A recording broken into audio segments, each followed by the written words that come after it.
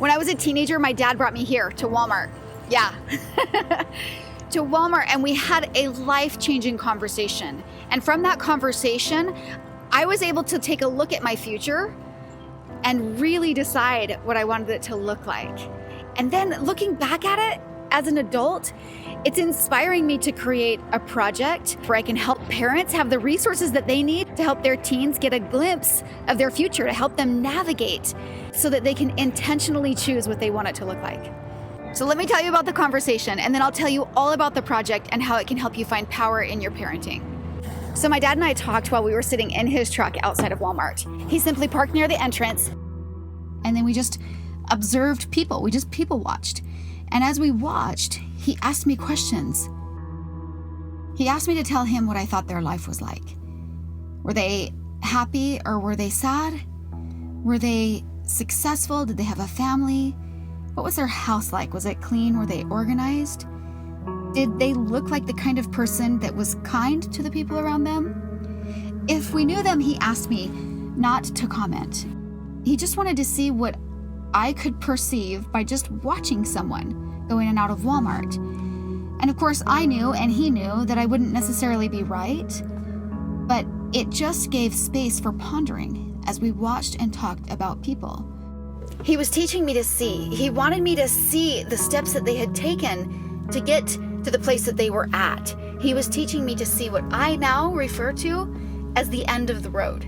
As he talked with me about the end of the road possibilities of where these people had arrived, he also was showing me that I had a lot of end of the road possibilities for my future, and that the steps that I took right now in that moment, that those are what led me to that place, to that hypothetical end of the road.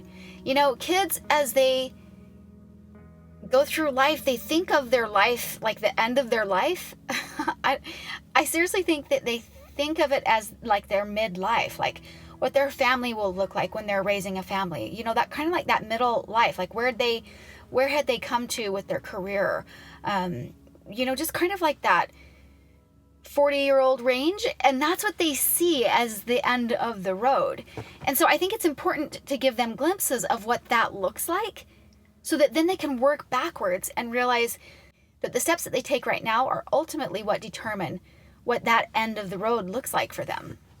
Okay, to illustrate this just a little bit more clearly, I brought a little blackboard so I could draw it for you. So if you think of the path that your teenager actually wants to go down, you know, maybe it looks a little bit like this, and that is their ultimate destination. That's when they've arrived at like their middle life, right? But sometimes teenagers don't actually realize that they start taking steps that they are going down a different path. And the different path ends clear over here. So what I think that teenagers don't really realize or don't think about is how many steps can I take on this side of the path that has nothing to do with this side of the path? And it can be anything, okay? This could be, let's say that this side of the path is something like a really successful doctor, okay? And let's say that this path is a druggie, okay?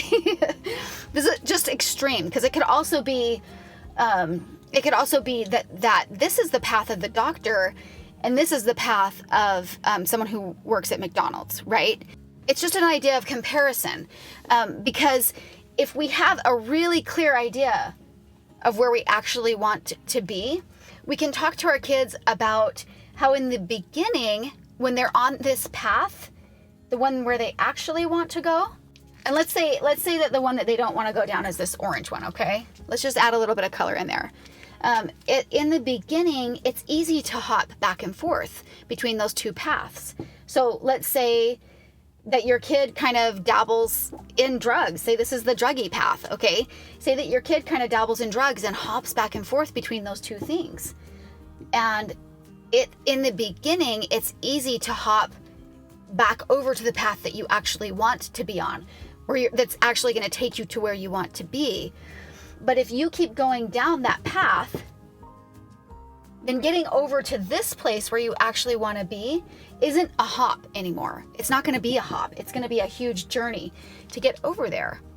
And so that's why I think it's interesting to talk to kids about hypothetical ends of the road whether it's, positive or negative, what they would want to attract in their life or what they don't want to attract into their life, and to work backwards on the path and see, the stories of other people, because honestly, the stories of other people have so much power in them. And they have a lot of value for us to gain from them. And if we take a look at different stories and people and circumstances that would get you to this end of the road where you don't want to be, right? This is where we don't want to be. Then we can take a look and work backwards and say, what were the beginning steps of that path? And am I taking those same paths? Am I taking those same steps? Is that where I want to be? Or let's say that it's where they want to be, and we take a look at the end of that road, then we can work backwards and say, where are you at on this road? Are you even on this road? Like, you want to be here, but are you even on the road? What I'm saying that's really important is that it's important for us to take a look at where we want to go and to make sure that we're on that path, so that we aren't really on a path that we don't want to be on, and that gap keeps getting bigger and bigger and bigger, and there's no more hopping, that it's an entire journey to get to.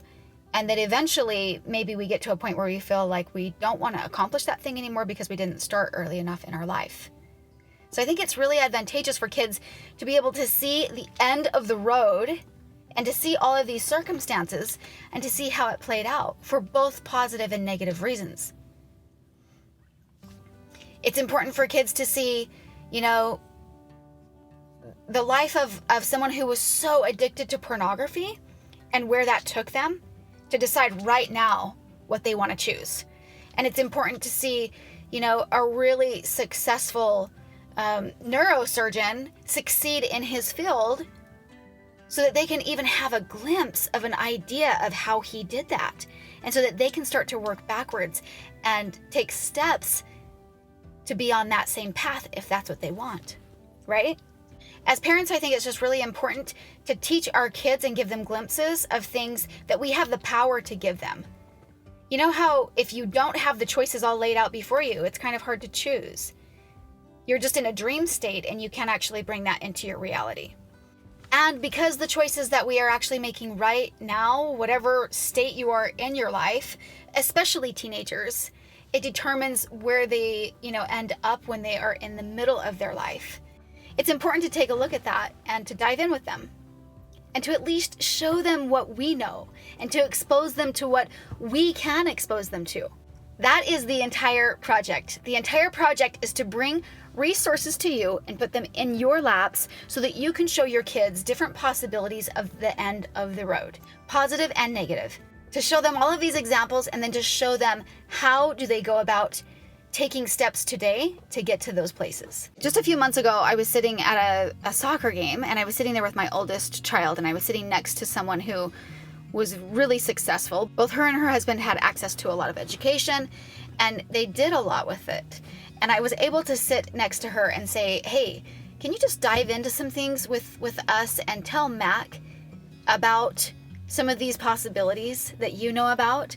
And it was such an eye-opening conversation for both of us. So we're going to do that. We're going to dive into some positive things, and we're going to also dive into some negative things like pornography and drugs and teen pregnancy. And we're going to dive into different stories and talk about different possibilities, because I think it's really powerful to show kids. I think it's really powerful to show them the stories of others. But if those people have become successful, if they've turned their lives around and become successful, I think it's also important to show kids, like, how did they do that? How did they become, what was their journey like to get back into a place where they were able to get rid of either that addiction or that hard trial or whatever, I think it's important to show kids the journey of the person who maybe had taken the negative path and what it looked like to come back.